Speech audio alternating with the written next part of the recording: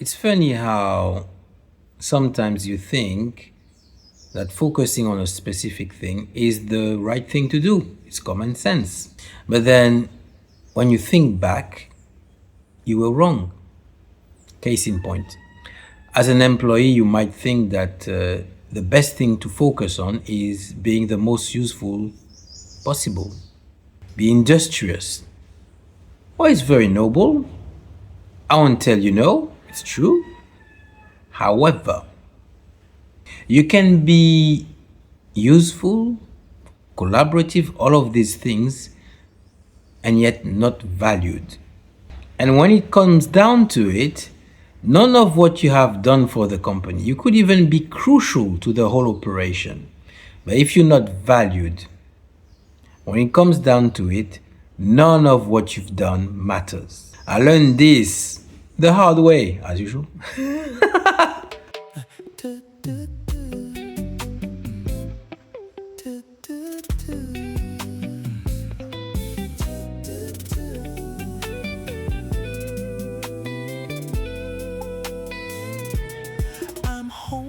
So a little bit of context.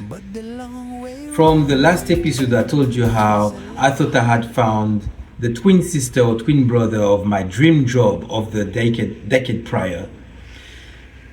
I was using my languages, I was verifying people's credentials, using French, English, Spanish, sometimes even others, but I can't remember. Yeah, I did try Dutch at one point, but it wasn't unnecessary because the Dutch speak perfect English.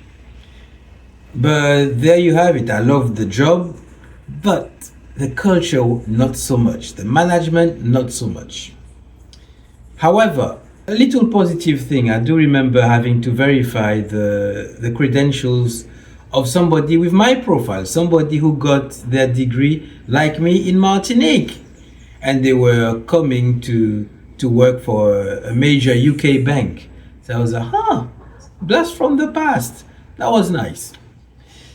However, the company started to struggle, and then the company had to restructure. There was a big merger. Actually, I think there was a couple of those.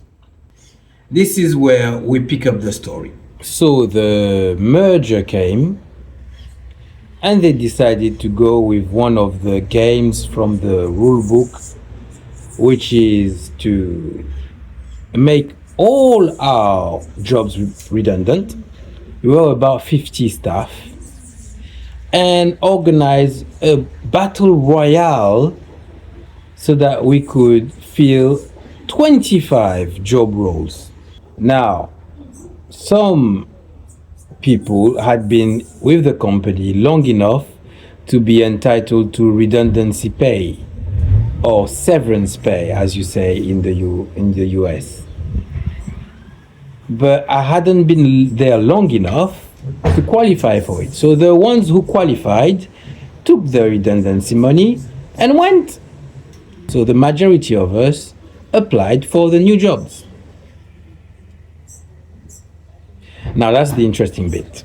So among those new roles, there seemed to be one that was written just for me. It was already the one that I was doing, technically. Can't remember the exact phrasing, but it required languages, namely French and Spanish. I had them both. I knew my contenders, my competitors, were mostly Spanish speakers. I think in the end, it was only me doing both French and Spanish. But the Spanish speakers did not feel confident with French, and the French speakers had already left by that time. I was the only one, and I had both. So I thought, I really have a chance. Well, no surprise, I didn't get the job. Somebody else got it, a Spanish speaker. But they kept me. They kept me as a temp. So technically, I was demoted. I was not in a permanent position anymore. I was a temp. I was floating between departments, helping as and when. There was no security. I didn't know if I had a job the next day. Now, another plot twist. The first person that was given the job that I thought I had a good chance for turned it down, left the company. So I thought, definitely now they're gonna be considering me, right? No, they found somebody else. I was useful. They needed me, but they did not value me. Now, the more I think about it, the more I can come up with different reasons why I was passed over for a job that I think I was more than qualified for twice. Actually, two reasons keep coming back. It's possibly because management didn't like me. I wasn't buddy-buddy with them. I wasn't a bootlicker. And I was pretty invisible. Didn't put myself forward for things. But they came to me because I was useful. So I was useful, but not valued. Now, one thing that I'm sure about is that you can't function as if your moral values are the ones that are going to put you in good stead. You have to look at the organization, the system you are operating in, and find out its own logic, what it actually rewards. Because all those noble feelings that you have, being industrious, being useful, going over and beyond, all these things, you can do these things, but if the system does not reward that, none of what you do is going to hang in the balance. With the time that a decision has to be made, they will not be thinking of keeping you. And when you identify what it actually values, not what it says it values, what it actually rewards, then you can focus on that. Being a problem solver for the managing people. It could be something that goes against your ethos, and then you know what to do. You vote with your feet. But you have to identify what that actually is, because it's not what you think.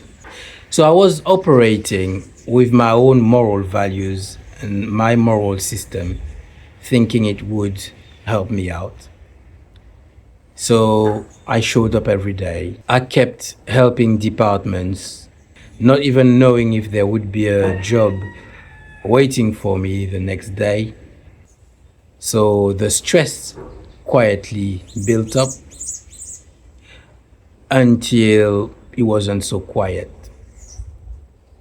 And what happened next really changed how I viewed everything.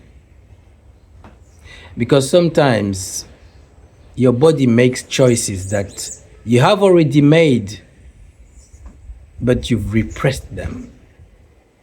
And the body just takes the helm and you can't say no at that time. That's what happened to me, and that's what we're gonna be looking at in the next video. Stay tuned. Ciao. So among the new roles, there was one that seemed to have been written for me. It was already what I was doing. I knew it. Reginald. Each time Reginald is here, I wanna kill you, I'm gonna cook you. Even I can't keep my food. I can't. Somebody has to do it. Anyway, I don't even know if you can see what I'm saying. It's gonna be a long bloopers. Well, of course I didn't get it. But I guess to their